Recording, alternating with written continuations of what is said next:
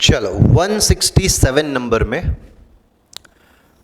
हमें एक डिस्क दी है। ये डिस्क पे हमने चार्ज यूनिफॉर्मली डिस्ट्रीब्यूट कर दिया है। टोटल चार्ज हमें दिया है, कितना है? कैपिटल क्यू, बराबर।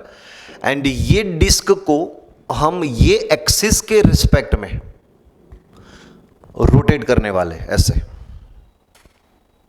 बराबर। तो जैसे ही ये डिस्क रोटेट होगी, इसका जो चार्ज है वो भी तो रोटेट होगा। रोटेट होगा मतलब करंट प्रोड्यूस होगा इसके सरफेस पे, करंट होगा मतलब सेंटर पे मैग्नेटिक फील्ड होगा। तो मुझे फाइंड करना है सेंटर पे मैग्नेटिक फील्ड।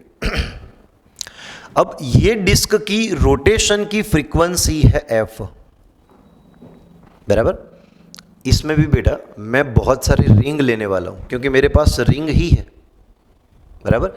तो इसकी रेडियस है कैपिटल आर, तो मैं बहुत सारी छोटी छोटी रिंग लेने वाला हूं सेंटर से लेकर एंड तक, मतलब कैपिटल आर तक। उसमें हम सारी की सारी रिंग की बात नहीं करेंगे, हम सिर्फ एक रिंग लेंगे बीच में जो x डिस्टेंस पे है, जिसकी थिकनेस, जिसकी ये लेंथ dx जितनी है, बराबर। तो ऐसी रिंग हम कहां से कहां ले सकते हैं? x is equal to 0 to x is equal to r। समझ में आ रहा है? ठीक है। अब यहां पे हमने जो छोटी रिंग ली है उस पे भी तो चार्ज आया होगा। इस पे कितना चार्ज आया? मान लो dq चार्ज आया, मुझे नहीं पता, तो पहले वही फाइंड करना पड़ेगा। अच्छा, पूरी रिंग पे कितना चार्ज है? Capital Q। ये जो मैंने छोटी रिंग ली है उसका चार्ज कितना है? dq, मुझे वही फाइंड करना है। तो पहले ये देखो, ये जो छोटी रिंग हमने ली है उसका एरिया कितना होगा? ये छोटी रिंग की बात कर रहा हूं। तो ये छोटी रिंग को यहां से कट करके स्ट्रेट लाइन में कन्वर्ट कर दो, तो ये छोटी रिंग कुछ आपको ऐसे दिखेगी,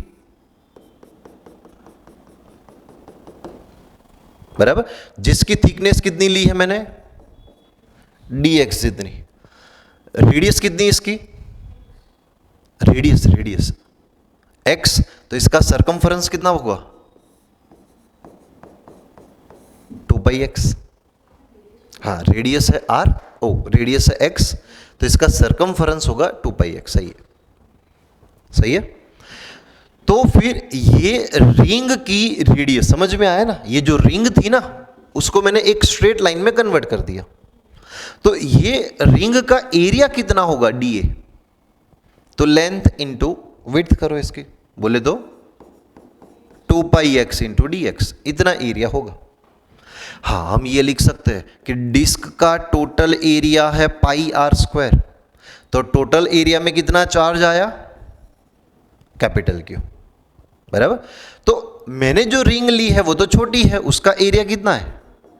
2πx इंटू dx, उसमें कितना चार्ज आएगा?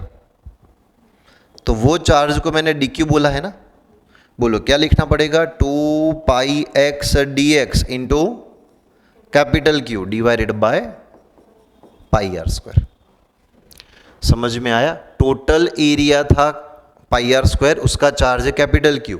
तो मैंने जो छोटी छोटी रिंग ली है, बहुत सारी है, उसमें से एक रिंग मैंने ली है x डिस्टेंस पे जिसकी थिकनेस है dx, तो इसका एरिया होगा 2πx इंटू dx। तो ये एरिया में कितना चार्ज आया?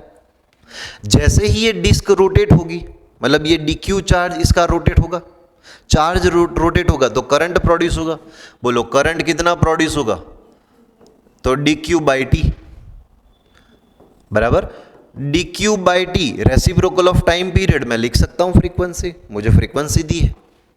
dq के बदले ये यूज कर दो, तो I इज इक्वल टू क्या आएगा? 2πx dx into capital Q by pi capital R² into F. अच्छा, पाई कट हो सकता था। ये मुझे बेटा करंट मिला, ये रिंग पे जो प्रोड्यूस हुआ वो। तो इसके सेंटर पे मैग्नेटिक फील्ड कितना होगा? तो dB is equal to, formula है mu naught I by 2r। अच्छा ये रिंग की रेडियस कितनी है, x है, तो x लिखना पड़ेगा ना। चलो म्यू नॉट बाय 2x, आई क्या है 2x into capital Q into f into d x upon capital R square. X x cut कर दो, 2 कट कर दो, तो mu naught q f d x by capital R square.